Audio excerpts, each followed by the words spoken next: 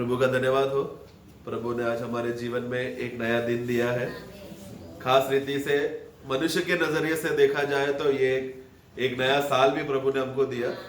इस साल का पहला दिन ही हम लोग प्रभु की उपस्थिति में आकर प्रभु ने वो एक संगति दी, वो भी सवेरे सवेरे देकर प्रभु ने हमारा आत्मिक जीवन के लिए बहुत अच्छा उत्तेजना दिया है।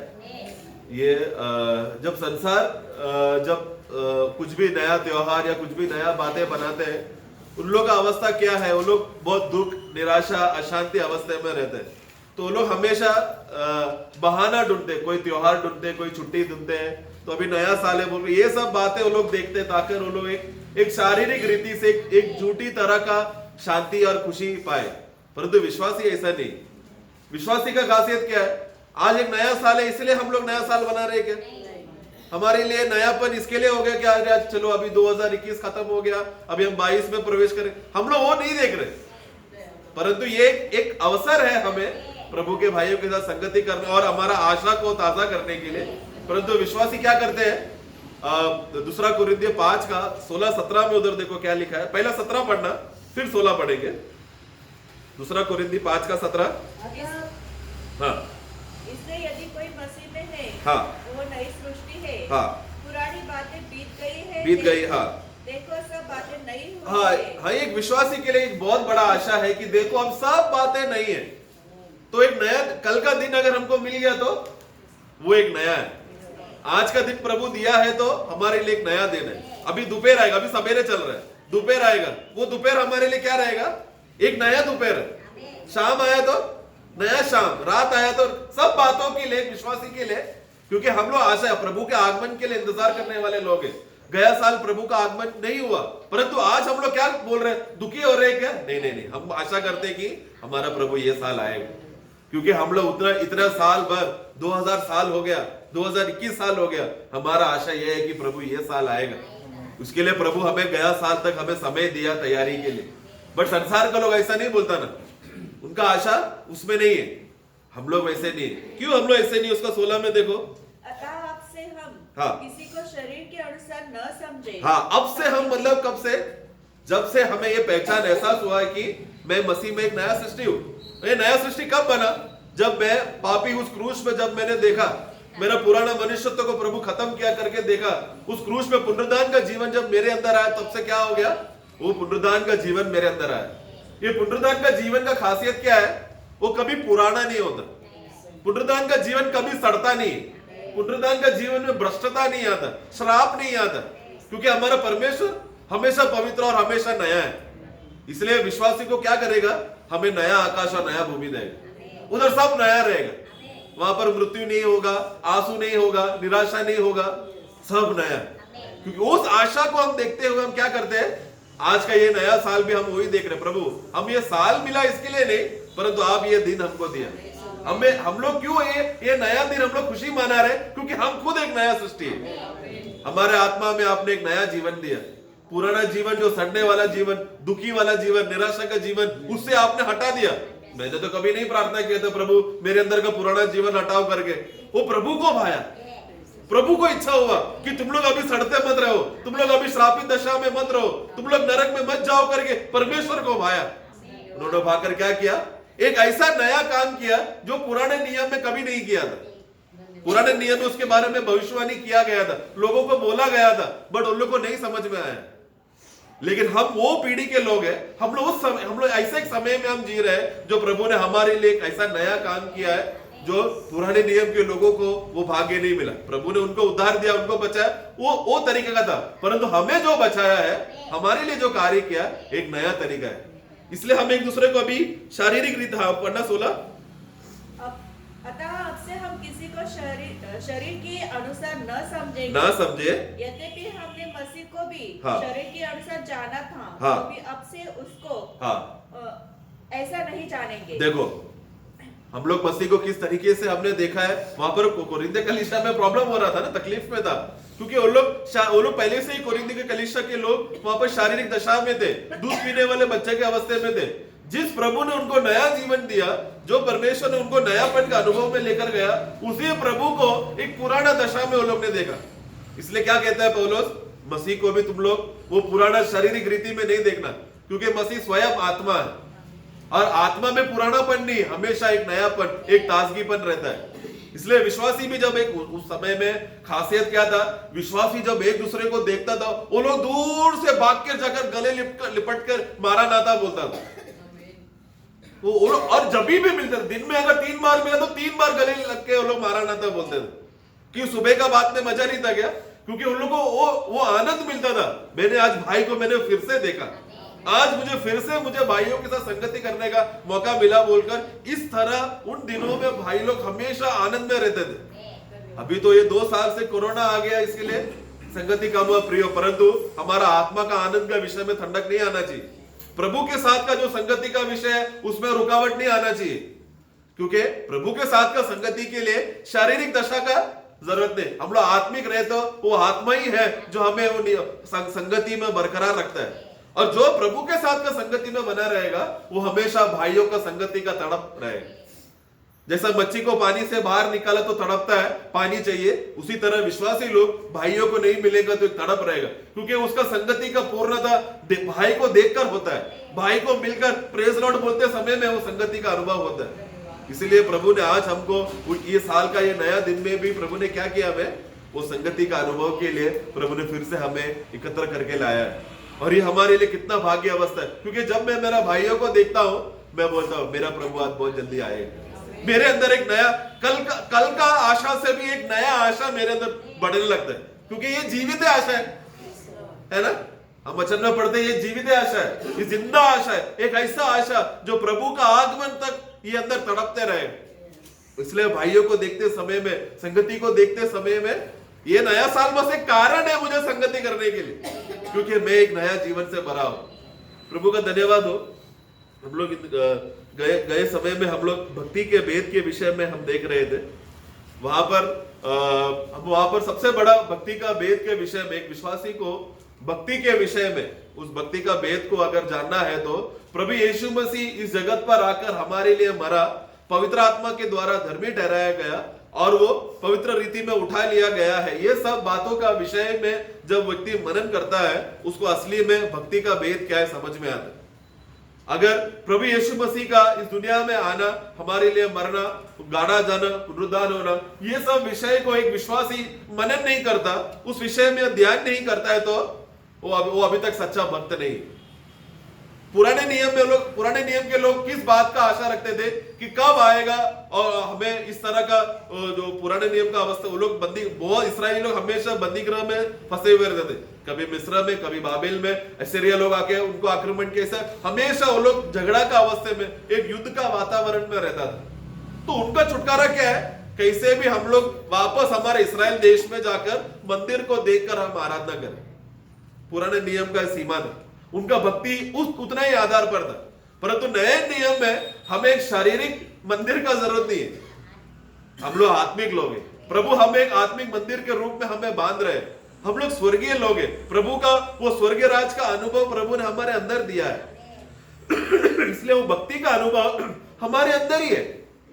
लेकिन किसका आधार पर है, वो नया बात जो प्रभु ने हमारे जीवन में डाला, एक नया वाचा जो प्रभु ने हमको बांधकर उसमें प्रवेश कराया। इसके लिए इसलिए मैं प्रभु को, पौलोस को मैं बहुत धन्यवाद देना चाहता हूं, क्योंकि पौलोस एक ऐसा व्यक्ति था जो प्रभु का मर्म की भेद की बातें, मर्म की मलयालम शब्द है, भेद की बातें वो क्या करता था, खुलासा करता था।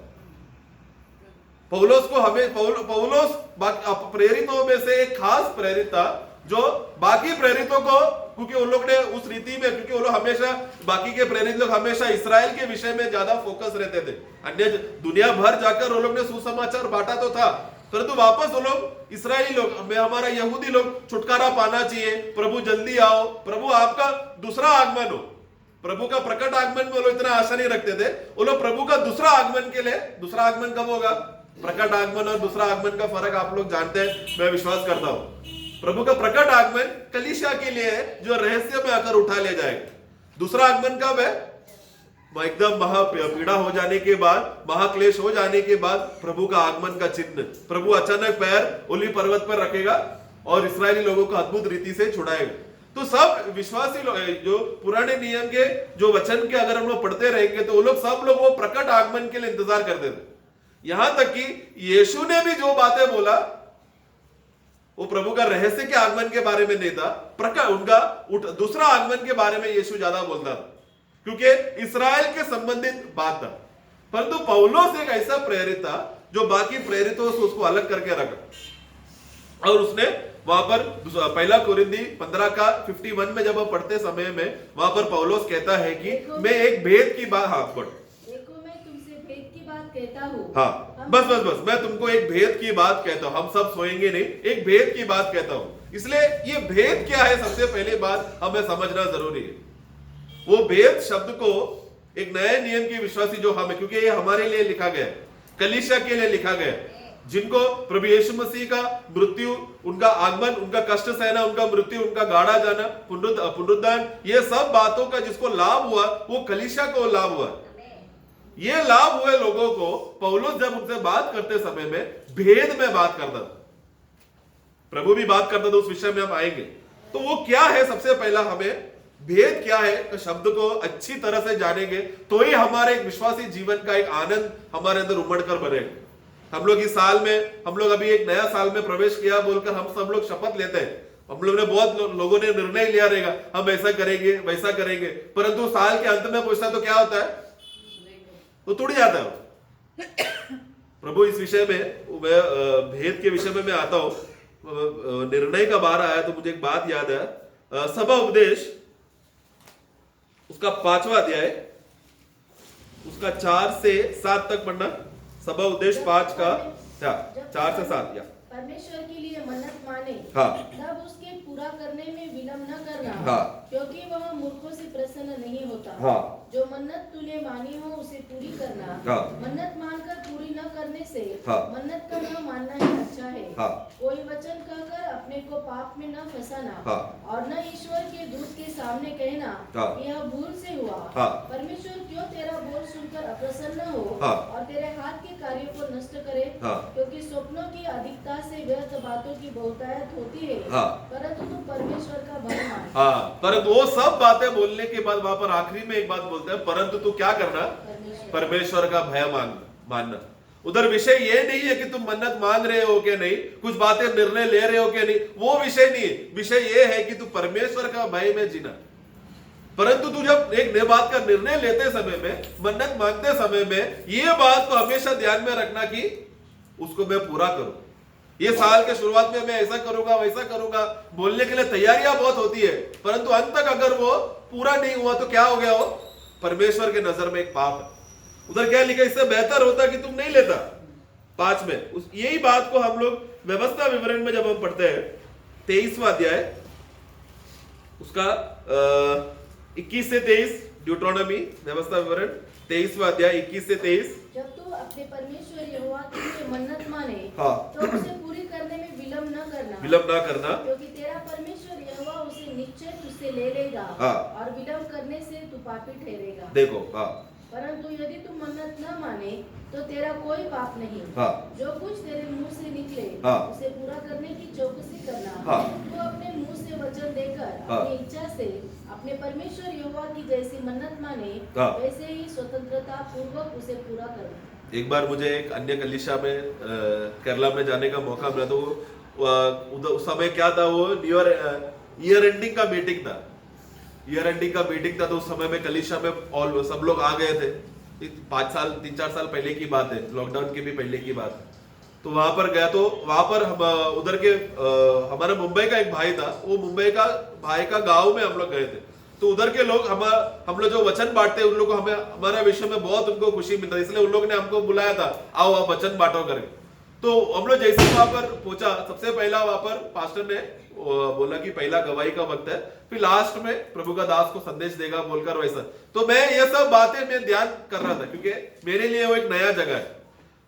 परंतु मैं इन लोगों का तत्व को मैं जानना चाहता था, किस रीति से वो लोग परमेश्वर का आराधना करते हैं, इनका भक्ति किस आधार पर है करके। सबसे पहला आकर पास्टर ने आया, लोगों को डराने शुरू किया, ये साल है ना, आप लोगों का दशांश बहुत कम है इसके लिए क्या करना है, अगले साल ऐसा नहीं होना चाहिए। तुम लोग क्या शपथ लेते हो, तुम लोग विनती करते हो, ये बात के लिए करते हो क्या बोलकर लोगों को, मैं बोला ऐसा क्यों कर रहा है, लोगों को प्रोत्साहन करने के बजाय ऐसा क्यों बोल रहे। फिर उन्होंने फिर धीरे धीरे मसाला डालकर प्रोत्साहन करने का शुरू किया। सब लोग है ना शपथ लेना चाहिए, सब लोग है ना निर्णय लेना चाहिए, हमें इस प्रभु के लिए कुछ होना चाहिए, प्रभु के लिए कुछ करना चाहिए बोलकर, पवित्र जीवन जीने का जिम्मेदारी तुम लोग लेते ही नहीं हो, ऐसा ऐसा बोलकर लोगों को गुस्सा करके प्रोत्साहन किया। तो क्या हुआ, डर डर के 3-4 लोगों ने आगे जाकर हम लोग ऐसा करेंगे, ये साल प्रभु अगर नया साल हमको दे रहा तो हम ऐसा करेंगे वैसा करेंगे, शपथ लेने लगे। तो मैं पीछे बैठा था, पीछे बैठा है तो लोगों पीछे के लोग कुसर कुसर करने लगे। क्या कुसर कुसर, अरे देखो ना आगे के लोगों ने, वो लोग ने मन्नत, कुछ तो वो लोग ने प्रभु के लिए वो लोग करेगा बोलकर निर्णय किया, हमें भी कुछ करना चाहिए ना बोलकर वो लोग भी जबरदस्ती उठकर लोगों का डर, मतलब वो पहले ही एक डर माहौल बना दिया उधर। तो ये जब हम लोग जब निर्णय लेते हैं, मन्नत मांगते हो, कैसा होना चाहिए, सबसे पहला खुद का एक खुशी का मन से होना चाहिए, एक शांत मन से होना चाहिए। उससे भी बड़ी बात जो हमने सब उपदेश में हमने क्या पढ़ा, परमेश्वर का भय में होना चाहिए, क्योंकि जो बात तुमने मुंह से निकाला वो पाप नहीं होना चाहिए, हमारा मुंह प्रभु का महिमा के लिए इस्तेमाल होना चाहिए। यह बेहतर होता कि तुम लोग नहीं लिया होता, परंतु आज लोगों को ऐसा नहीं, लोगों को डरा धमका कर तुम लोग भक्ति करो, आराधना करो, ऐसा करो बोलकर डर डरा कर कराने का अवस्था नहीं है प्रियो। हम लोग उस बात के अवस्थे से बाहर निकले। पुराने नियम में डर था, पुराने नियम में एक भय रहता था कि अगर हम लोग सही रीति से आराधना नहीं करें तो परमेश्वर हमको आशीष नहीं करेगा वो। पर नए नियम में ऐसा नहीं है, प्रभु ने हमको आशीष देकर, हमें स्वतंत्रता देकर हमें भक्ति के लिए बुलाया है ना। हमें अंधकार में रहकर दबाकर अभी चलो आराधना करो ऐसा बोल रहा है क्या पहला पत्रस 2:9 में? बल्कि उधर क्या लिखा है, तुमको अंधकार से बाहर निकाला, ज्योति में लेकर आया, इसलिए तुम सद्गुण उनका घोषणा करो। आखिरी भाग पढ़ना, पहला पत्रस 2:9। इसलिए कि जिसने तुम्हें अंधकार में से अद्भुत ज्योति में बुलाया है, तुमको ऑलरेडी निकाल कर रखा है, उसके गुण प्रकट करो। हाँ, हमें उनको, जिन्होंने हमको बाहर निकाला है, इसीलिए हमें उनका गुण प्रकट करना है, अंधेरे में रखकर नहीं। बट अभी का दुनिया का अवस्था ऐसा हो गया है कि खास स्थिति में जो नामधारी कलीसिया वो लोग सब क्या है, डरा कर तुम ऐसा करना वैसा करना बोलकर। प्रियो, हमारा आराधना का भेद वैसा नहीं है, क्योंकि वो क्या है, हम लोग अभी तक वो भेद की बातें समझा नहीं। प्रभु की उपस्थिति में जब वो भेद का प्रकटीकरण जब प्रभु हमको देगा, अब खासियत यह है कि प्रभु सिर्फ कलीसिया को ही भेद देगा, बाहर के लोगों के लिए भेद नहीं। अब ये भेद का विषय समझने के लिए पहला कोरिन्थी उसका 2:7 हम पढ़ेंगे। वहां पर एक परमेश्वर का यह गुप्त ज्ञान, भेद के रीतिपद बताते, बस उधर देखो, 2 बात वहां पर बोला है। एक है परमेश्वर का गुप्त ज्ञान जो हम लोग भेद में बताते हैं उधर। तो भेद और गुप्त दोनों एक शब्द है कि अलग अलग शब्द है? दोनों अलग है, प्रेज़ द लॉर्ड, दोनों अलग अलग बात है। भेद अलग बात है, गुप्त अलग बात है। गुप्त की बात बोला तो एक ऐसा रहस्य की बात है, गुप्त बात है जो हम लोग कितना भी कोशिश करेंगे हम लोग को समझ में नहीं आएगा, वो ऐसा है करके हम जानते ही नहीं। गुप्त बात क्या है, हमको नहीं मालूम ऐसा कुछ बातें हैं करके। भेद जब बोलते समय में क्या है, भेद की बातें मतलब वो छुपाया हुआ है, उसको ढूंढना पड़ेगा। गुप्त और भेद का फर्क समझ में आ रहा, मैं विश्वास करता हूं। अब विश्वासियों के विषय में देखा जाए तो गुप्त बात का विषय में आते समय में सिर्फ परमेश्वर ही है जो गुप्त की बातें रखता है, अपने पास गुप्त की बातें रखे। जैसे कि उदाहरण के लिए परमेश्वर ने यह निर्णय किया था कि संसार के निर्माण के पहले ही अपना पुत्रों को अलग किया मनुष्य को जाकर बचाने के लिए। यह परमेश्वर का निर्णय था। परमेश्वर के पिता पुत्र पवित्र आत्मा के बीच में यह आलोचना करने के बाद वो गुप्त बात रखी थी। यह गुप्त बात कोई स्वर्गदूत नहीं जानते थे, कोई साराफ और केरूबीम, कोई भी जीविया जानते नहीं थे, मनुष्य भी नहीं जानते थे। लेकिन जब समय का पूर्तिकरण हुआ तो परमेश्वर ने अपना पुत्र को इस जगत पर भेजा। परंतु हम जो इस साल में अभी के समयों में जी रहे हैं, हमारे लिए अभी ये गुप्त नहीं है, ये अभी क्या है, ये एक भेद है। गुप्त क्या था, पुत्र आने से पहले तक वो बात गुप्त था, क्योंकि कोई जानता नहीं था कौन आएगा, कब आएगा, कैसे होगा, क्या क्या बातें होगा, कुछ नहीं मालूम। लेकिन 2000 साल के बाद जब प्रभु आकर क्रूस में मरने के बाद वो गुप्त बात अभी गुप्त नहीं है, बल्कि अभी छुप गया हो, एक भेद है वो। ये भेद की बात पौलुस क्या कहता है कि मुझे यह भाग्य मिला कि प्रभु की ज्ञान की, वहां पर ज्ञान शब्द नहीं आना चाहिए, बुद्धि करके शब्द आना चाहिए। प्रभु की बुद्धि की बातों को मैं भेद के रूप में मैं तुमको समझाना चाहता हूं। इसके लिए एक और वाक्य इसी के साथ रोमियो 16 का 25 में, उधर भी देखो कैसा लिखा है। अब जो तुमको मेरे सुसमाचार हाँ। अर्थात यीशु मसीह के संदेश के प्रचार के अनुसार हाँ। स्थिर कर सकता है, हाँ। उस वेद के प्रकाश के अनुसार हाँ। जो सनातन से छिपा रहा। हाँ, सनातन से, वहां पर मराठी में पढ़ना वो आखिरी भाग, जो सनातन से छुपा रहा, वो भाग को मराठी में साकाचे रहस्य हाँ। युगात गुप्त ठेवले। हाँ, युगानी युग आना चाहिए। सनातन से छुपा हुआ था मतलब एकदम युग के पहले से ही बात, वो कौन सा, वो सुसमाचार, कौन सा सुसमाचार, प्रभु यीशु मसीह का विषय का जो कार्य जो आकर वो करेगा, वो कार्य का विषय का एक गुप्त बात था। बट मुझे ये कैसा मिला, प्रकटीकरण के रूप में, भेद के रूप में मिला हो पौलुस को, एक बहुत बड़ा, क्योंकि गुप्त की बात जब तक प्रभु गुप्त का बात बोला तो वो प्रभु के पास ही रहेगा, वो प्रभु किसी को नहीं देगा। लेकिन वो गुप्त का बात, यीशु मसीह आकर मरने का विषय का, उसका सच्चाई जब पवित्र आत्मा हमको प्रकट करके देते समय में वो क्या होता है, फिर वो गुप्त नहीं है। परंतु अगर हमने उसमें खोजने के लिए मन नहीं लगाया तो वो तभी भी एक भेद रहेगा। भेद के लिए क्या करना पड़ेगा, हमें खोजते रहना पड़ेगा, खोजते रहना। जितना हम लोग दिल लगाएंगे उसमें खोजने के लिए, वो भेद का प्रकटीकरण मिलते रहेगा, प्रकटीकरण मिलते रहेगा। उसके हिसाब से क्या होगा, हमारा विश्वासी जीवन का उन्नति बढ़ते रहता है। यही फर्क है जो दूध पीने वाले विश्वासी बच्चों में, जो शारीरिक दशा में रहना पसंद करते हैं, और जो सयाना भोजन खाने वाले पक्के और बड़े हुए विश्वासियों में फर्क। क्योंकि जो दूध पीने वाले विश्वासियों का खासियत क्या है, हमारा उद्धार हो गया, बस हो गया ना, हमारा नाम जीवन का पुस्तक में लिखा है, बस हो गया ना, अभी क्या है ये ऐसा करने का वैसा करने का बोल रहे, अब काम हो गया ना। बट जो सयाना भोजन खाने वाले लोग ऐसा नहीं, वो लोग खोज ही रहते, वो लोग परमेश्वर का सब बातों में वो लोग भय रहेगा। प्रभु ने ऐसा किया हमारे लिए, अभी हम लोग संसार की बातों में एक नहीं हो सकते। प्रभु ने हमारे लिए क्रूस में हमारे लिए जान दिया, फिर मैं कैसा संसार की बातों में एक हो सकता हूं। जो संसार मेरा प्रभु को इज्जत नहीं दिया, वो संसार को मैं क्यों इज्जत दूं? ये कौन, ये खोजेगा विश्वासी लोग वचन के जीवन, उन लोग, क्योंकि ये बात सनातन से भेद बात था, परंतु पौलुस को वो प्रकट हुआ तो वो एक एक भेद की बातें अभी गुप्त नहीं रहा है, बल्कि वो भेद की बातें प्रकट होता रहा, प्रकट होता, क्योंकि पौलुस खोजता रहा। और एक वाक्य हम पढ़ेंगे, कोलोसियों का पुस्तक 1:25।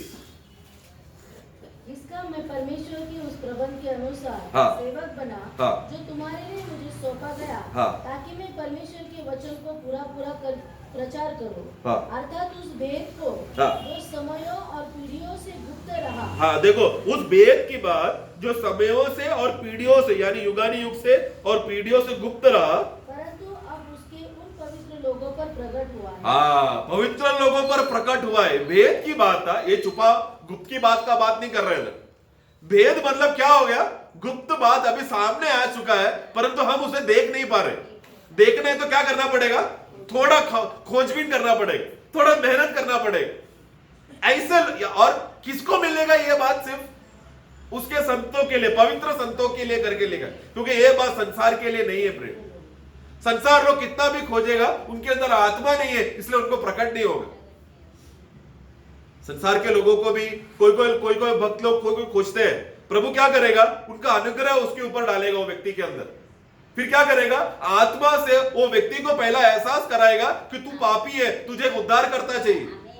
जब तक वो पापी व्यक्ति ये मान नहीं लेता कि मैं एक पापी हूं, मुझे एक उद्धार करना चाहिए, तब तक उसके अंदर वो तड़प रहेगा, वो भेद ही रहेगा, वो छुपा हुआ ही रहेगा। जब यीशु मसीह का बात, सुसमाचार उसको बात समझ में आएगा, तब धीरे धीरे उसको सब बातें प्रकट होने लगेगी। तब वो क्या होगा, पहले एक अंधेरे का अवस्थे में था, धुंधला धुंधला देखता था, समझ में नहीं आता था, परंतु नया जीवन पाया, विश्वासी हो गया तो वो फर्क समझ में आने लगेगा। यह है भेद का खासियत, जो पौलुस को खास रीति से ये भेद प्रकट करने के लिए उसको वो भाग्य मिला। इसलिए पौलुस क्या कहता है, वो पहला कोरिन्थियों 15:51 हमने पढ़ा था कि मुझे एक ऐसा भेद प्रकट आया है कि हम सब लोग नहीं सोएंगे। प्रभु का रहस्य आगमन के बारे में उसको समझ में आया। वो फिर क्या किया, सभी विश्वासियों को, कलीसियाओं को एक ऐसा आशा में सबको बांधने लगा कि देखो हमारा प्रभु बहुत जल्दी आने वाला है, हमें लेकर जाएगा, हमें एक ऐसा जगह पर लेके जाएगा जिसके बारे में हमने कभी सोचा नहीं है, जिसके आंखें कभी देखा नहीं है, जिसके कान कभी सुने नहीं है। किसके आंखें नहीं सुना, किसके कान नहीं सुना, वो पढ़ेंगे 1 कोरिन्थी 2 अध्याय 9-10। परंतु जैसा लिखा है, हाँ, जो बातें आँख ने नहीं देखी, हाँ, किसके आंखें नहीं देखी, आगे, और कान ने नहीं सुनी, किसके कान नहीं सुनी, आगे, और जो बातें मनुष्य के चित्त में नहीं मनुष्य के, देखो मनुष्य के चित्त में अभी तक नहीं आई, वे ही है हाँ, जो परमेश्वर ने अपने प्रेम रखने वालों के लिए तैयार की है। फिर 10, हाँ, परमेश्वर ने हाँ, पर देखो ये शब्द हमें समझना अभी, परंतु परमेश्वर ने क्या किया, उनको अपने पवित्र आत्मा के द्वारा हाँ, हम पर प्रकट किया है। प्रकट किया मतलब क्या, एक भेद की बात थी, एक संसार के लिए ये क्या है, एक छुपी हुई बात है, गुप्त बात है। उन लोग कितना भी खोजेगा तो उनको नहीं मिलेगा, क्योंकि उनके आंखें देखा नहीं है, उनके कान सुना नहीं है, अभी तक चित्त में आया नहीं है, तो कितना भी खोजेगा नहीं मिलेगा।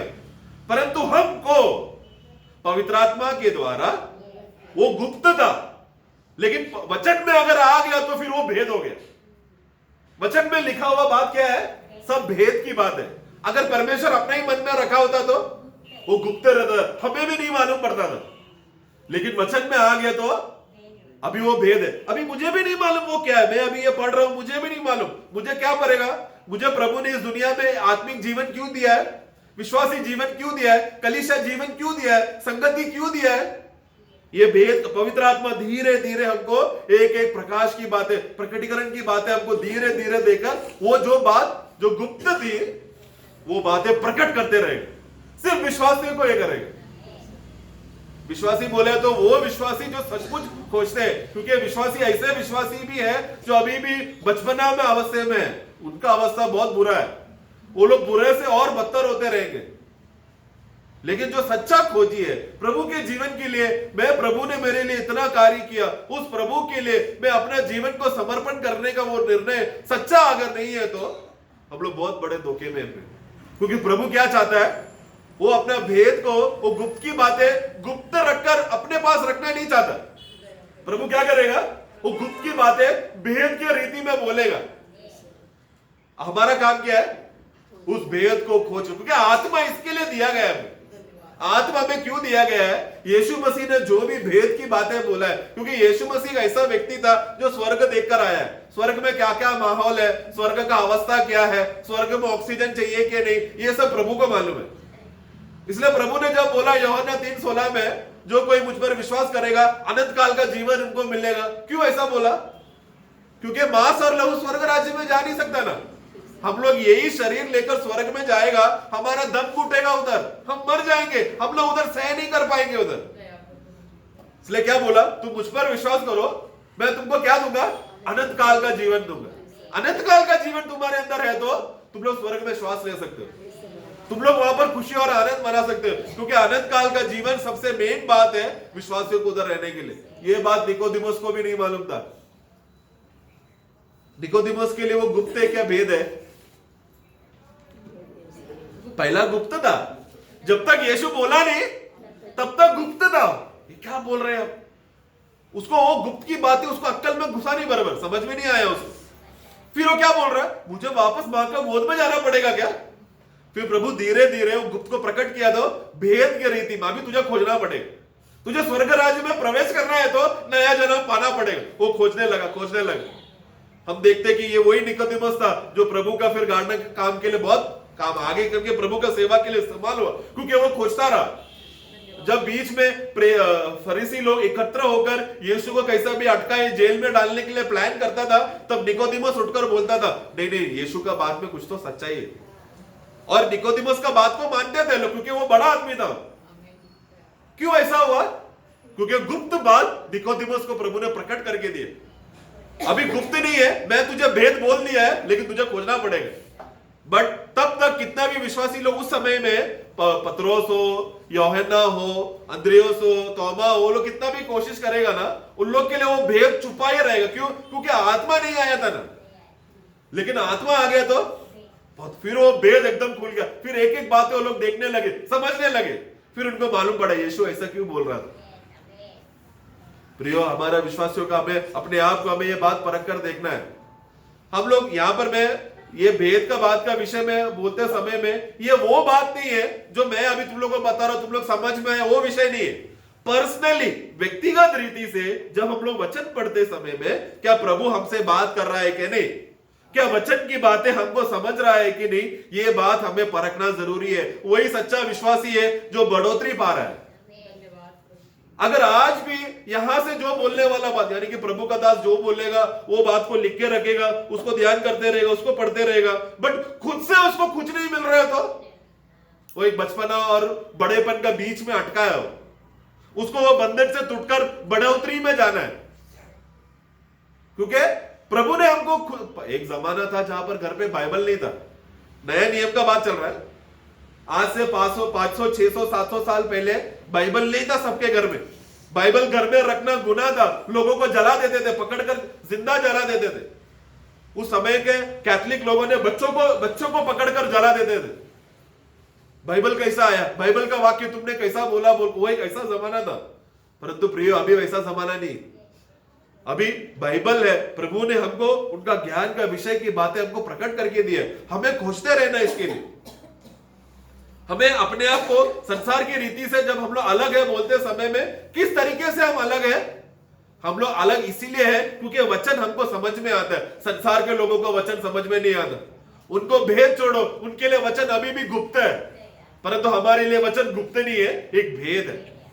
ये भेद हम क्या करते हैं, सबसे पहले जो मदद करता है भेद को ज्यादा समझने के लिए, व्यक्तिगत संगति प्रभु के साथ, व्यक्तिगत रीति से बाइबल पढ़ना, व्यक्तिगत रीति से प्रार्थना करना। प्रभु ऐसे व्यक्तिगत रीति से जो हमको आनंद, वचन का आनंद हमको देते रहेगा। वो व्यक्ति फिर क्या करेगा, कलीसिया में आकर भाइयों को बांटकर संगति में भाइयों को और उन्नति देगा। ये हर एक विश्वासी को करने का काम, जिम्मेदारी है। ये है भक्ति का भेद, क्योंकि प्रभु ने मैं भक्ति किस रीति से कर रहा हूं, प्रभु ने जो मुझे दिया हुआ भेद का वो खुलासा, वो प्रकटीकरण मैं बाकी भाइयों को बांट रहा हूं। और ये कलीसिया में होना जरूर, कलीसिया का बढ़ोतरी इस अर्थ में, मैंने 100 बार बाइबल पढ़ लिया, मैंने कोई भी मीटिंग मिस नहीं किया, मैं हमेशा प्रार्थना करता हूं, अच्छा भक्ति जीवन है बोल रहे, परंतु वो भाई कलीसिया में आकर दूसरे भाइयों को उन्नति करने के लिए कारण नहीं बन रहा है, तो कलीसिया बढ़ोतरी नहीं हो रहा।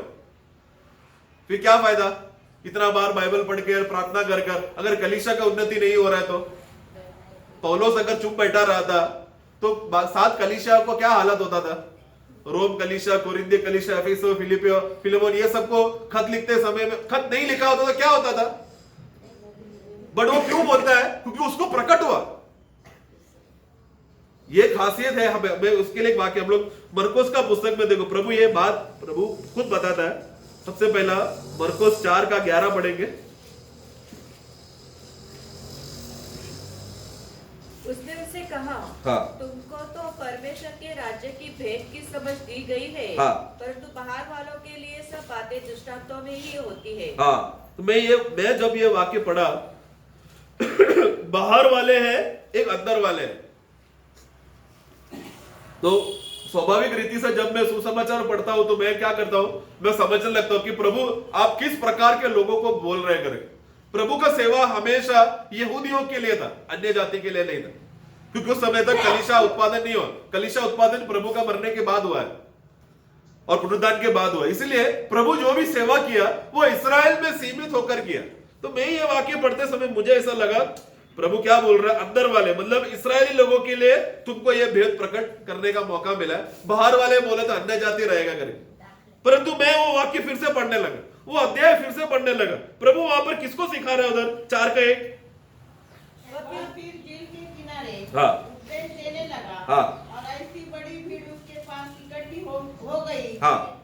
कि वह झील में एक नाव पर चढ़कर बैठ गया, हाँ। और सारी भीड़ भूमि पर झील के किनारे बैठ खड़ी रही। वो भीड़ में कितना अन्य जाति है और कितना यहूदी लोग है? नहीं, सब यहूदी है। प्रभु अन्य जाति के साथ सेवा नहीं किया ना। ये भीड़ में कौन है? सब लोग यहूदी, सब इस्राएली है, और उनके साथ बाकी दो। और वह उन्हें दृष्टांत में बहुत सी बातें देखा, उधर एक भी अन्य जाति नहीं है, मतलब उधर सब लोग इस्राएली लोग हैं। वो सब लोगों के साथ प्रभु क्या कर रहा था? दृष्टांतों में बात कर रहा है, यानी कि ये बाहर वाला अंदर वाला का समझ में, फिर मुझे समझ में आया वो प्रभु इस्राएल वाले को ही बोल रहा है, परंतु इस्राएल में एक ऐसा खास चुने हुए लोग हैं, वही अंदर के लोग हैं, और जो इस्राएली लोग प्रभु का खोज नहीं करते वो बाहर वाले हैं। ये सेम तत्व कलीसिया में भी है। अंदर वाले बाहर वाले मतलब क्या, जो सच्ची में प्रभु का जीवन का उत्तेजना से भरा हुआ है, नए जीवन का वो अनुभव में है, पुनरुत्थान का जीवन में भरे हुए लोग हैं, वो लोग क्या करेंगे, प्रभु का वचन के खोजी रहेंगे, क्योंकि तुमको राज्य का भेद प्रकट करने के लिए पिता परमेश्वर को इच्छा हुआ है। किन लोगों को, जो ये अंदर के लोग, जो ये खोजते हैं। परंतु यही विश्वासी वही कलीसिया में आकर वही संदेश सुना जो प्रभु का दास का था, वो आकर पूछता, दास ऐसा क्यों बोल रहा था, वैसा क्यों बोला, उसको समझ में नहीं आ रहा है। क्यों ऐसा? एक ही संदेश कुछ लोगों को समझ में आता है, कुछ लोगों को नहीं समझ में आता। कुछ लोग जानबूझकर बैठकर गलतियां ढूंढने के लिए बैठते हैं, आशीष पाने के लिए नहीं बैठते। ऐसा क्यों है? क्योंकि एक बाहर वाले, मैं ऐसा नहीं बोलूंगा उनका नया जन्म हुआ है कि नहीं, उनका बचपना का अवस्था है, बचपना का अवस्था। उदाहरण में जो हमने उड़ाऊ पुत्र का कहानी देखते समय में, जब वो छोटा बेटा जब वापस घर पे आया, बड़ा बेटा किधर है? बाहर है।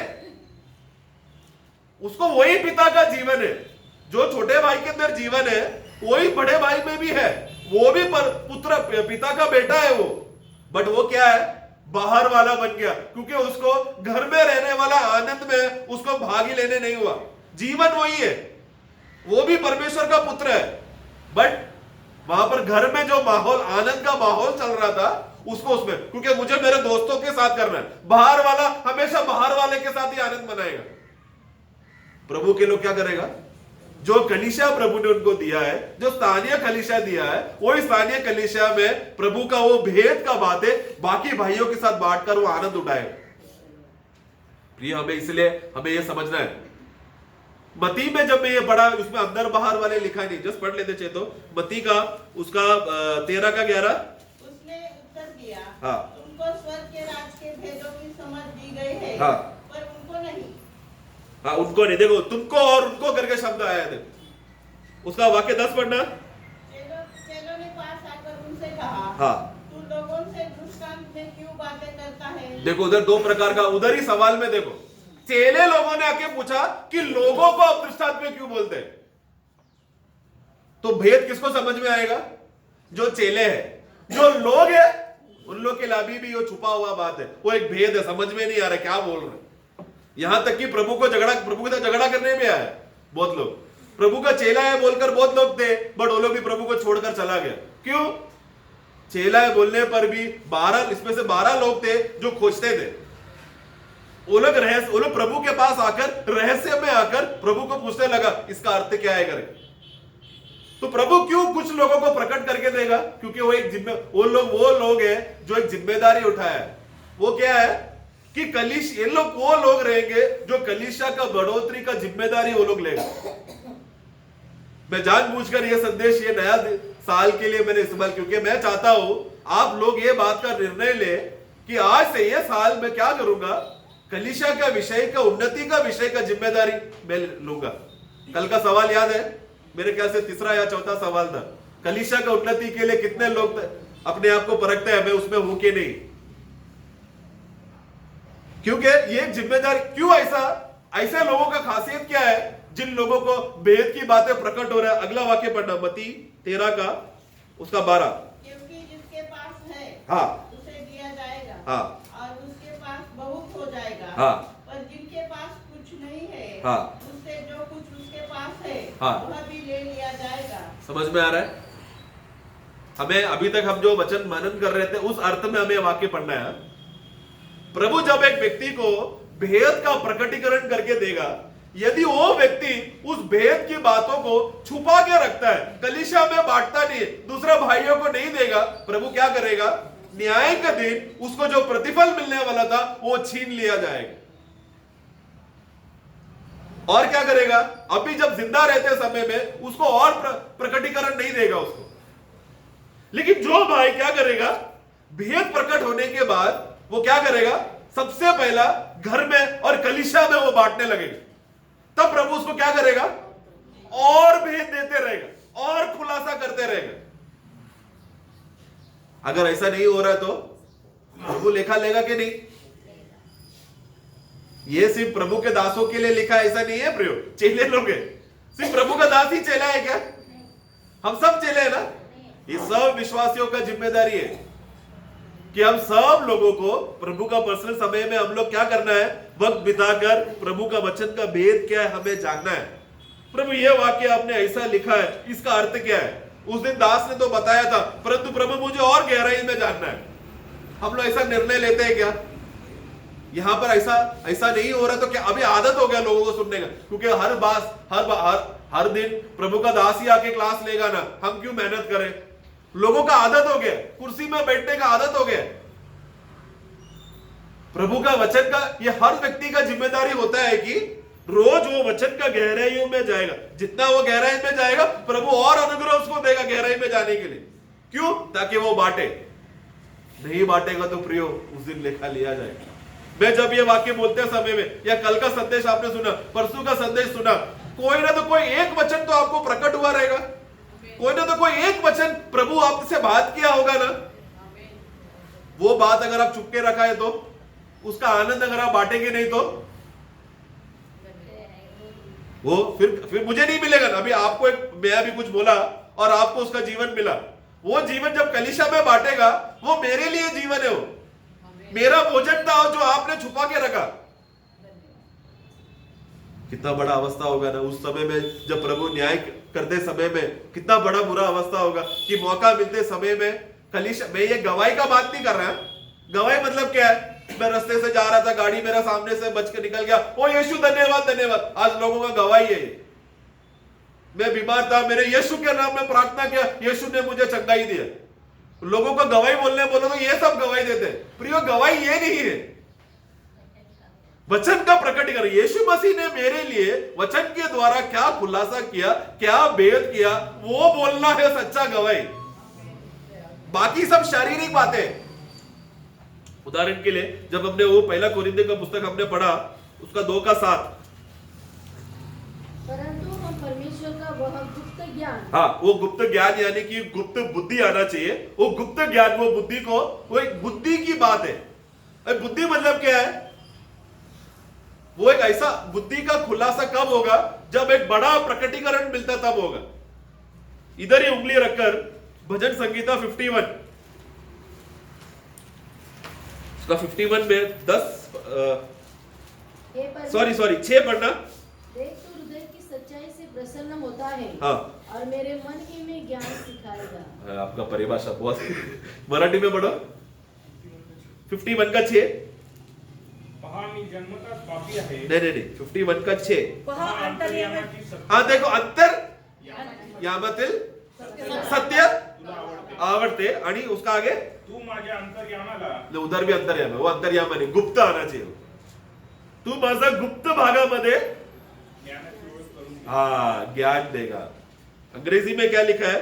हे परमेश्वर, तू मेरा अंदरूनी भागों में सच्चाई का देने का आग्रह रखता है, और मेरा गुप्त भाग में तू मुझे बुद्धि देगा। गुप्त भाग कौन सा है मनुष्य का? अंदर का भाग कौन सा है और गुप्त भाग कौन सा है?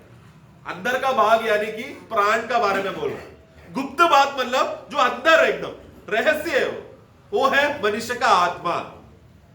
यीशु मसीह क्या करेगा? हमें पवित्र आत्मा क्या करेगा? अपना ज्ञान, बुद्धि की बातें, एक ऐसा बातें जो संसार से नहीं मिलता, वो बातें किसको देगा? मनुष्य का आत्मा में डालेगा। आत्मा में डालने के बाद मनुष्य का मन उसको क्या करना चाहिए? उसको समझना है। वचन में जाकर वो और पढ़ेगा, मनन करेगा, सेला करेगा। सेला याद है ना? हाँ, मैं उसका, क्योंकि आपको बात मालूम है इसलिए नहीं बोलूं। वो सेला करेगा, मनन करते रहेगा। तब क्या होगा? वो बुद्धि की बात उसको ज्ञान मिलते रहेगा, ज्ञान होते रहेगा। वो ज्ञान की बात वो क्या करेगा? कलीसिया में आकर बांटेगा। यह है प्रभु इस रीति से कार्य करते। पुराने नियम में भविष्यवक्ता को कैसा उनको अचानक बुद्धि मिल गया? क्योंकि उनके अंदर ज्ञान में क्या करेगा?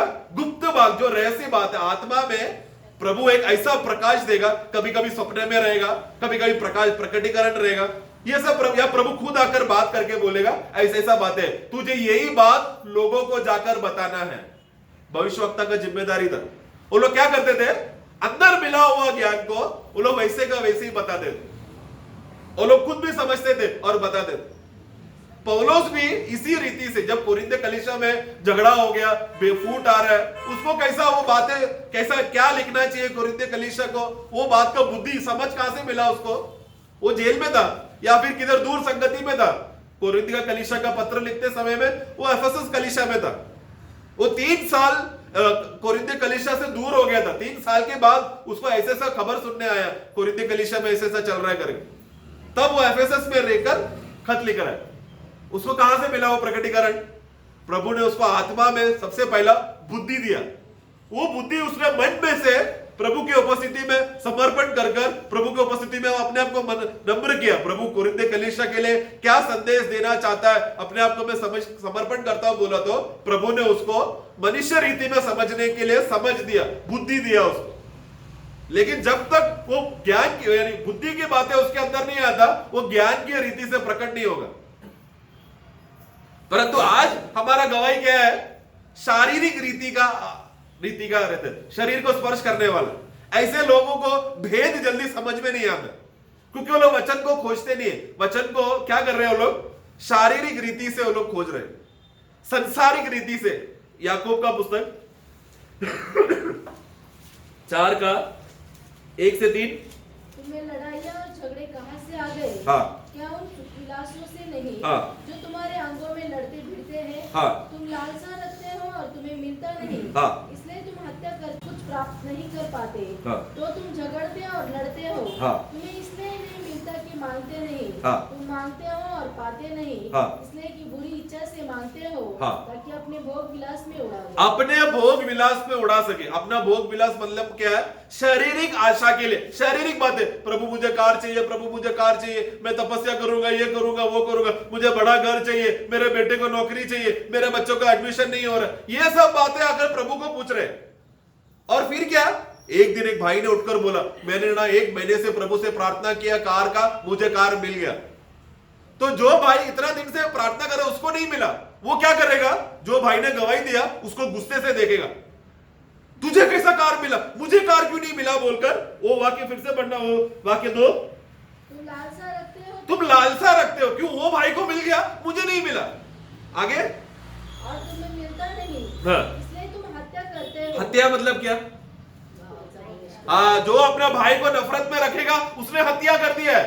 जो अपना भाई को ये थोड़ा ईर्ष्या में देख लिया, गुस्से में देख लिया, या बैर का मन रखा है, उसने हत्या कर दिया। ये कलीसिया में हो रहा है।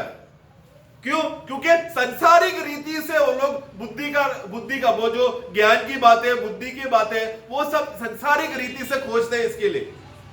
ऐसे लोगों का अवस्था क्या रहेगा? तुम दान करते हो और कुछ प्राप्त नहीं हो रहा, तो तुम झगड़ते और लड़ते हो। हाँ, उसके विषय में ये जो बुद्धि का विषय है, जो ज्ञान जो प्रभु देगा, जो बुद्धि जो प्रभु देगा, ये लोग क्यों ऐसा हो रहा है? उसका 3 अध्याय का 13, 14, 15 पढ़ना। तुम्हें ज्ञानवान और समझदार कौन है? देखो, तुमने से ज्ञानवान और समझदार दोनों एक एक अलग है। ज्ञानवान मतलब कौन है? सबसे पहले वो व्यक्ति को ज्ञान देगा प्रभु। वो ज्ञान की बातें हमें समझना है। प्रभु ज्ञान दे दिया। कलीसिया में जब संदेश आते हैं समय में, वो ज्ञान जो पहले बार सुनते हैं उनको ज्ञान के रीति से मिल गया, परंतु आत्मा का मदद से हमें समझना है। इधर ही उंगली रखना, इधर ही उंगली रखकर पहला यूहन्ना आत्मा क्यों दिया गया है उसका 2:27-27। परंतु तुम्हारा वो अभिषेक जो उसकी ओर से किया गया, हाँ। तुम्हें बना रहता है। हाँ। और तुम्हें इसका प्रयोजन नहीं कि कोई तुम्हें सिखाए, हाँ। वरन जैसे वह अभिषेक जो उसकी ओर से किया गया, हाँ। तुम्हें सब बातें सिखाता है। वो उधर यूहन्ना का पुस्तक 14:26। परंतु सहायक, हाँ। अर्थात पवित्र आत्मा, हाँ। जिसे पिता मेरे नाम से भेजेगा, हाँ। वह तुम्हें सब बातें सिखाएगा। और जो कुछ मैंने तुमसे कहा, हाँ। कहा है, वह सब तुम्हें स्मरण कराएगा। और एक बार, पहला कोरिन्थी उसका 2 अध्याय 12 वाक्य। परंतु अनुसार की आत्मा नहीं, हाँ परंतु वह आत्मा हाँ। आत्मा पाया है हाँ। जो परमेश्वर की ओर से है, हाँ। कि हम उन बातों को जाने उन बातों को जाने जो परमेश्वर ने हमें दी है। हाँ, परमेश्वर ने हमें मुफ्त में दी है। ऐसा मुफ्त करके शब्द आना चाहिए। जो बातें परमेश्वर ने हमें मुफ्त में दिया है, ये बात जाने। तो परमेश्वर इसलिए कलीसिया में ज्ञानवान और समझने वाले लोग हैं। वो क्या करेंगे, जैसे ही परमेश्वर का ज्ञान मिलेगा, वो लोग बाकी का समय वो वचन को समझने के लिए वो लोग करेंगे। बट याकूब जब खत लिखते समय में वो लोग क्या हो गया, उधर ऐसे लोग हैं क्या पूछना पड़ रहा है उनको।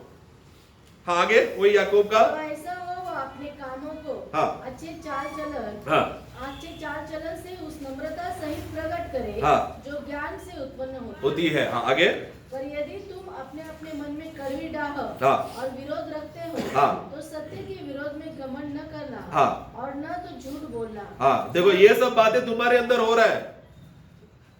यह ज्ञान वह नहीं जो ऊपर से उतर, हाँ, ये ज्ञान, यहाँ पर बुद्धि आना चाहिए।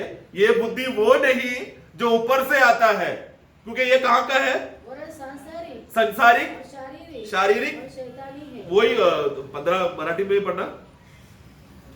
हे ज्ञान वरून उतरत नाही, हाँ तर हे ते आधी इंद्रियजन्य शैतानाकडे। हाँ, वो करेक्ट वर्ड है, इंद्रियजनिक। जो वहां पर शारीरिक हिंदी में लिखा है ना, वो सबसे पहला है। ये ज्ञान जो सबसे पहला, जहां पर झगड़ा, ईर्ष्या, द्वेष, जो हमने अभी 14 में पढ़ा और 4 का 1, 2, 3 में पढ़ा, ये ज्ञान, अगर ऐसा ज्ञान कलीसिया में बट रहा है और भाइयों के बीच में झगड़ा हो रहा है, तो सबसे पहले समझ जाना वो क्यों हो रहा है, क्योंकि उसने कभी भूमि के बातें बोला है। दूसरा बात, पंचयंत्र के द्वारा महसूस करके, अनुभव करके बोलने वाली बातें। कुछ लोग आत्मा कैसा अनुभव किया, कैसा बोलते वाले में, मुझे शरीर में एक शौक लगा, लोग गवाही देते, मैं इसी बैठा था, मैं मनन कर रहा था, अचानक मुझे शौक लगा और मैं पीछे गिर गया। स्त्री लोग ये ज्यादा गवाही देते, मैं पीछे गिर गई क्योंकि आत्मा का मुझे स्पर्श हुआ। दास ने जैसे ही मेरे सिर में हाथ रखा, मुझे शौक लगा, आत्मा मेरे अंदर आ गया। ये सब क्या है, पंचयंत्र का अनुभव का विषय है। पंचयंत्र को जरूरत नहीं है आत्मा को कार्य करने के लिए। एक है संसारिक है, दूसरा है पंचयंत्र के अनुभव से मिलने वाला बात, और तीसरा है शैतानी। यानी कि मैं अगर आकर गवाही दिया कि मुझे प्रभु ने एक नया कार दिया है बोला, तो सबसे पहले बात ये सवाल अपने आप को पूछना है, ये स्वर्गीय है या संसारिक है? कोई डाउट नहीं है ना। मुझे प्रभु ने एक नया घर दिया, ये अच्छी बात है।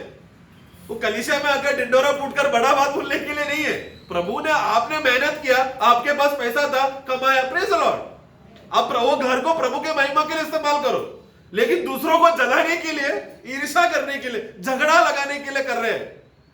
वो क्या कर रहा है, ज्ञान को, घर का, कौन सा घर का बात चल रहा है, संसार का। वो क्या हो गया, क्योंकि वो अनुभव करने हो गया, सीधा उसको वचन कहता है दुष्ट आत्मा का है वो। मैं कितना भी अच्छा गवाही दे दूं, बट अगर उसमें संसार मिला जुला है, तो वो बोलने वाला व्यक्ति दुष्ट आत्मा से भरा हुआ है।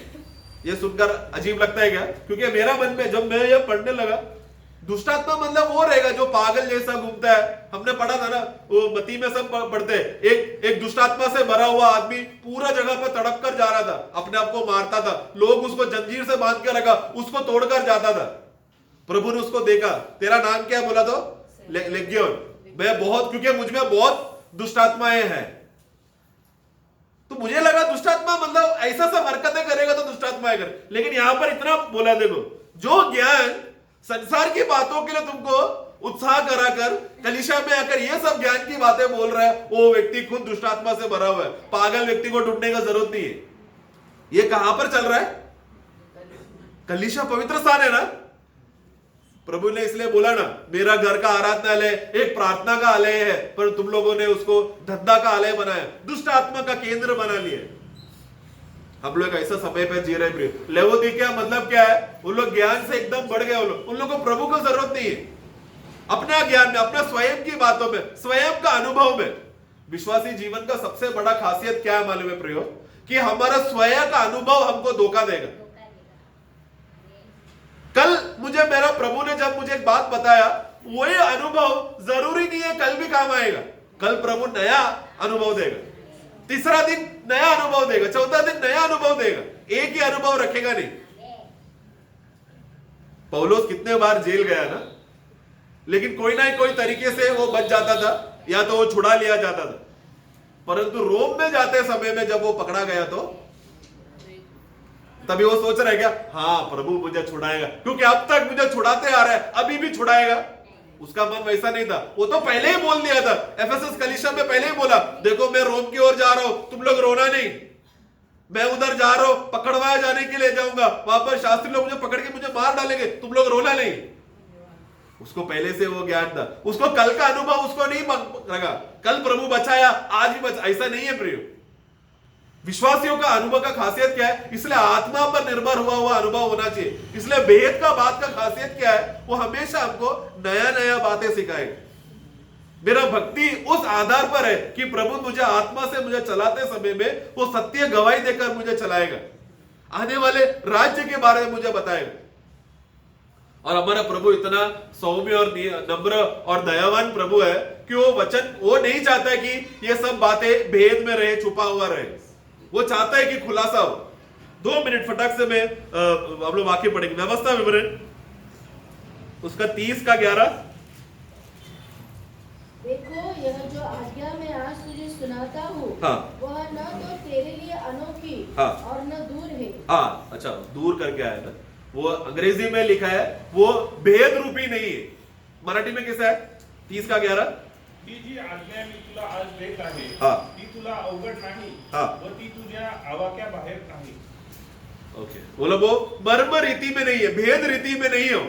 प्रभु ने उसको खोल के रहने के लिए आज्ञा वचन दिया है, हाँ बोला समझ सके उस रीति में। ठीक है, भजन संगीता 25 का 14।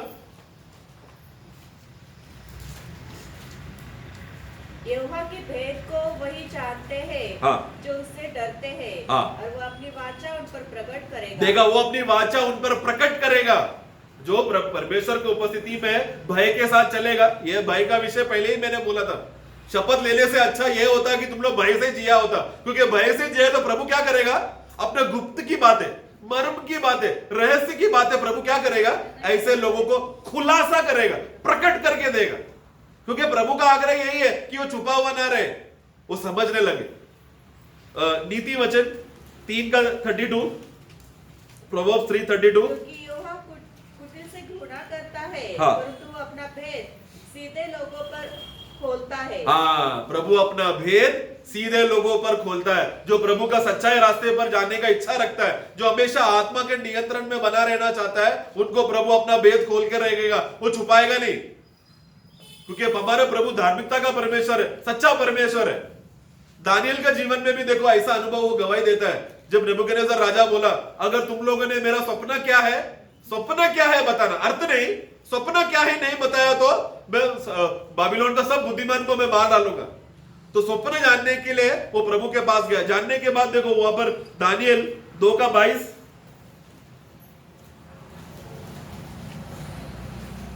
वही गूढ़ और गुप्त बातों को प्रकट करता है। हाँ। वह जानता है कि अंधेरे में क्या है, हाँ। और उसके संग सदा प्रकाश बना रहता है। आमेन। माना प्रभु का खासियत क्या है, जो गूढ़ बातें, जो रहस्य की बातें, गुप्त और भेद की बातें हैं, वो अपने लोगों को प्रभु बताएगा। आमोस 3 का 7।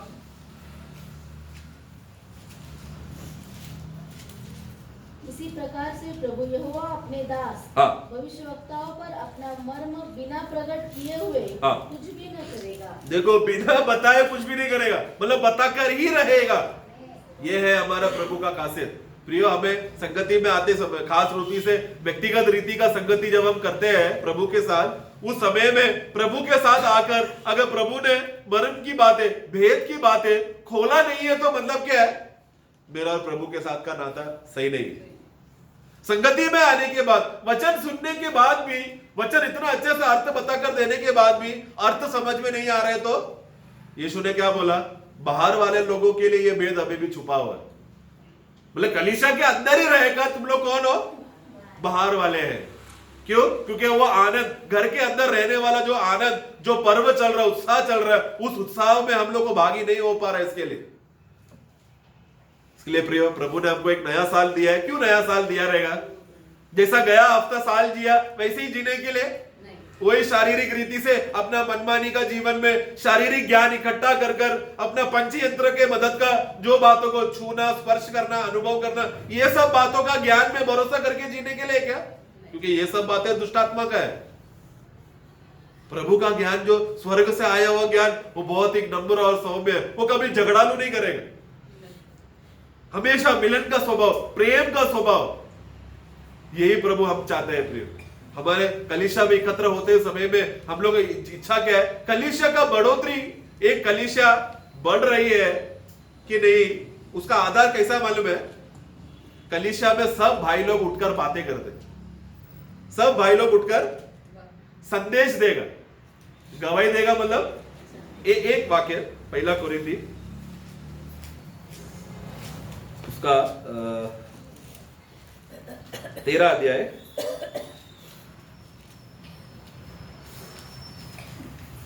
सॉरी 14 अध्याय,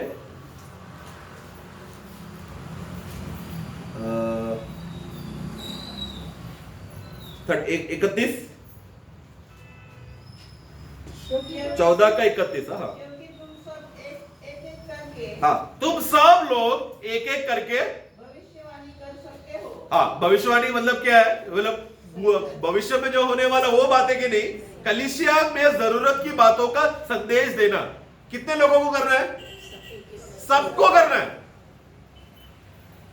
सबको एक एक करके उठकर ये बात का विषय का ये इससे मालूम पड़ता है कलीसिया उन्नति हो रहा है कि नहीं। लेकिन कलीसिया में अगर एक ही जन हर रोज एक ही बात जन आके बार बार बोल रहे हैं तो ये वचन के साथ जा रहा है क्या? हमें अभी तक हमारे अंदर बोझ नहीं आया कि प्रभु मैं क्या कर रहा हूं? सच्ची सच्ची बोलो, कितने लोगों ने प्रभु के दास के साथ बैठकर यह विषय का चर्चा किया होगा? हमारे कलीसिया में सिर्फ आप ही संदेश दे रहे हैं, कलीसिया का उन्नति नहीं हो रहा है ना। क्योंकि क्या करना चाहिए था? सीरियस विषय है। अपने आप को यह विषय को पूछो प्रिय, कल का जो लिस्ट दिया उसमें चाहिए तो यह बात डाल दो कि भाई लोग क्या करना चाहिए, क्योंकि इससे मालूम पड़ रहा है कि संदेश देने का फायदा हो रहा है कि नहीं। मुझे मालूम है प्रभु का दास कितना मेहनत करता है आप लोगों को संदेश देने के लिए, क्योंकि मैं उनका सब बातें देखा हुआ व्यक्ति हूं। वो अपना गवाही देते हैं वो अलग बात, बट मैं देखा हुआ व्यक्ति हूं। मैंने देखा है 3 बजे 2 बजे उठकर वो प्रभु के लिए मनन वचन का ध्यान करने के लिए, वो सब बातों का करने के लिए मैंने देखा है उनको। लेकिन हम में से कितने लोग हैं प्रभु का दास उतना कर रहा है तो कम से कम मैं भी एटलीस्ट हफ्ते में एक बार या महीने में एक बार दास को सपोर्ट करते हुए, कलीसिया का उन्नति का मन में सोचते हुए मैं भी एक संदेश तैयार करके 5 मिनट 10 मिनट आधा घंटा बोलूं। कितना साल हो गए ऐसा अनुभव होकर? पहले बार सुनता रहेगा कुछ लोग तो। प्रियो, कलीसिया का उन्नति हमने अपने हाथों में कुल्हाड़ी मारकर प्रभु का उन्नति को रोकना नहीं है। प्रियो, कलीसिया का बढ़ोतरी उस आधार पर है कि कितने भाई लोग तैयार है संदेश देने के लिए। भविष्यवाणी करना मतलब प्रभु का कलीसिया के लिए वाणी, जिससे कलीसिया का उन्नति हो। तो और जितना वो बोलेगा प्रभु उसको और भेद की बातें देगा। प्रभु हमें सहायता करे। प्रियो, आज हमारा प्रार्थना का विषय भी ये विषय डाल दो, प्रभु हमारा कलीसिया का उन्नति होना चाहिए। प्रभु इतने सालों से हम लोग यहाँ पर आ रहे हैं, वचन सुनकर जा रहे हैं, इब्रानी कलीसिया को बोल रहे हैं, समय देखा जाए तो तुम लोग गुरु होना चाहिए था, है ना? वो वाक्य मालूम है आप लोगों को? समय देखा जाए तो तुम लोग गुरु है मतलब कौन? जो कलीसिया को अभ्यास करके सिखाकर बाकी भाइयों की बढ़ोतरी करे। परंतु तुम लोग अभी भी बच्चे हो, तुम लोग अभी भी दूध पीने का ही आदत है और दूसरे लोगों को प्रोत्साहन करने का मन है नहीं। यहां तक कि 2 मिनट का गवाही देने के लिए टाइम नहीं है लोगों को। अभी तो कोविड है, लॉकडाउन है बोलकर और भी बहाना मिल गया। मैं हमेशा दास को जाके बोलता हूं, कल अगर आपका संदेश का कंटिन्यूएशन नहीं है तो मैं बोलना चाहता हूं, क्योंकि मेरे अंदर वो जलन है नासिक कलीसिया का बढ़ोतरी के लिए। मेरे अंदर वो उत्तेजना था। आप दास को पूछ सकते, कभी भी जाकर पूछो, मैं सामने से जाकर बोलता हूं उनको। हफ्ते में एक बार, अगर ये एक हफ्ता अगर मैं नासिक में हूं तो कम से कम एक हफ्ता एक बार भाइयों के लिए एक संदेश है, क्योंकि मेरे अंदर ऐसा जलन होता है, एक जलन है वो कि मुझे मेरा भाइयों को वो मुझे मिला हुआ आनंद आप लोगों को बांटे। मैं अपना बुद्धि दिखाने के लिए, ज्ञान दिखाने के लिए नहीं प्रियो ये कर रहा हूं। प्रभु का प्रेम मुझे विवश करता है। कुछ लोग बोलते रहेंगे अरे वो तो प्रभु का दास तो उनका ससुर है ना, तो इसको तो करना ही पड़ेगा। ऐसा नहीं है प्रियो, मेरा ससुर इससे भी ज्यादा ये प्रभु का दास है बोलकर मैं उनको ज्यादा इज्जत देता हूं। मेरा रिश्ता शादी का मुझे हाँ बोलने का सबसे पहला कारण यह था कि वो प्रभु का दास है जो सेवा कर रहा है, क्योंकि मुझे मालूम है मैं कल प्रभु का सेवा के लिए मैं उतरूंगा और मेरा पत्नी को मेरा प्रभु का सेवा के विषय के लिए माहौल क्या उसको नहीं मालूम है, तो मेरा उन्नति का जीवन के लिए ठोकर बन जाएगी, है ना। मैंने पत्नी को बोला, स्नेहा को, मैं कल शादी तो तेरे से शादी करने तैयार हूं, लेकिन कल सब काम धंधा छोड़कर मैं प्रभु का सेवा के लिए जाऊंगा। और मुझे मालूम था वो समझेगी ये बात, क्यों? क्योंकि उसका पिताजी खुद एक दास है, सब कामकाज छोड़कर प्रभु के से, तो ये बात वो समझती है। लेकिन जिसका पिताजी काम करने वाला है, ऐसा लड़की से अगर मैं शादी करता तो बोलने के लिए बहुत बातें निकलेगा। प्रभु हमें सहायता करे प्रियो कि हम लोग वो सच्चाई का मन से प्रियो अपने अंदर वो दिल के अंदर वो भय आए परमेश्वर का। हम लोग हमें अपना, क्योंकि एक व्यक्ति पवित्र जीवन जी रहा है कैसा मालूम पड़ेगा, वो कलीसिया में आकर दूसरा भाइयों को प्रोत्साहन करेगा। प्रियो हमारा जीवन ऐसा था, अभी वैसा है, हमेशा वो उसका होठों में, भक्तों का होठों में हमेशा धन्यवाद रहता है। और ये प्रभु का आग्रह है प्रियो, हमारा भक्ति का भेद इस आधार पर है कि हम लोग कितना समय प्रभु को देकर कलीसिया के लिए हम देते हैं। अगर हमने आज का जीवन कलीसिया का उन्नति के लिए दिया प्रियो, उस ऐसा भाई का प्रतिफल कितना बड़ा रहेगा। क्यों वचन में लिखा है प्रभु का दास को दुगना प्रतिफल है। वो सब भाइयों को है जो कलीसिया के लिए अपना जान देगा, जो कलीसिया के लिए अपना समय देगा। समय का मूल्य तक क्लास मिला है आपको, अपना समय कलीसिया की उन्नति के लिए देगा प्रियो, वो प्रभु उसको इतना बड़ा आदर देगा क्योंकि उसने अपना समय, क्योंकि यीशु जब इस दुनिया में था वो कलीसिया के लिए सेवा किया, पौलुस जब इस दुनिया में था कलीसिया के लिए सेवा किया, बाकी भाई लोग जब यहाँ पर थे कलीसिया के लिए सेवा किया। उसी तरह हमारा भी वही तत्व है, हमारा भी वही नमूना है। हमें जितना समय यहाँ पर मिला है कलीसिया के लिए उपयोगी पात्र बने। प्रभु हमें सहायता करे।